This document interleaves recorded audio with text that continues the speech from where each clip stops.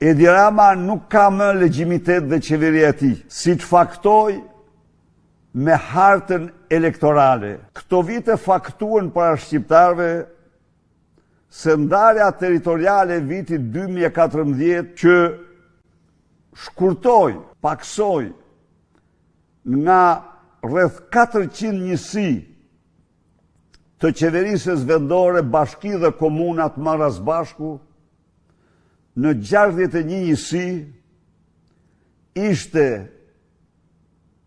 goditja më fuqishme që ju bë parimit demokratik të decentralizimit, por ishte gjithashtu platforma më e egër për shpopullimin e Shqipërisë dhe largimin, dëbimin e shqiptarëve nga Shqipëria për mungesë shërbimesh, për bojkot total të tyre. Reforma territoriale e Edi Ramës, së bashku me politikat e ndjekura nga 2014 gjeri sot, kanë tejkaluar në fuqinë e përzënjes së shqiptarëve nga shtëpitë dhe fshatrat, qytetet e tyre, mbi 2 herë platformën e Vaso Çubrilovicit, politikën e përqendrimit të gjitha pushteteve në duart e tij, të centralizimit të plot, duke tejkaluar në disa aspekte dhe Enver Hoxhën,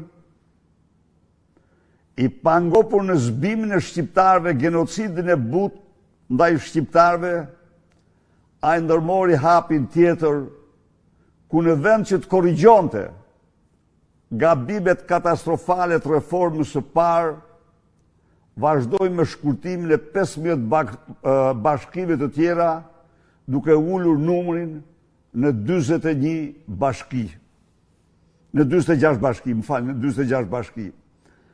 Kjo ka sjellë një reagim të fuqishëm të banorëve të bashkive të shkurtuara, por dhe një reagim të fuqishëm të banorëve të cilët humben pushtetin vendor në mënyrën më të pajustifikueshme në vitin 2014. Kërkon që çdo pushtet ta ketë në plën të dorës, po të mos ishte një protestë qytetare. Sali Berisha çdo natë do të ishte aty, por një lider partjak nuk i shërben asaj. Dhe nuk ka nevojë që të jetë aty, ti cenoj sa do pak frymën rinore qytetare të saj. Ku qëndron Partia Demokratike dhe aleat të saj? Qëndrojnë për listat hapura, plotësisht. Dhe ne jemi dakord ta praktikojmë këtë sistem që ka dhe Kosova dhe disa vende tjera.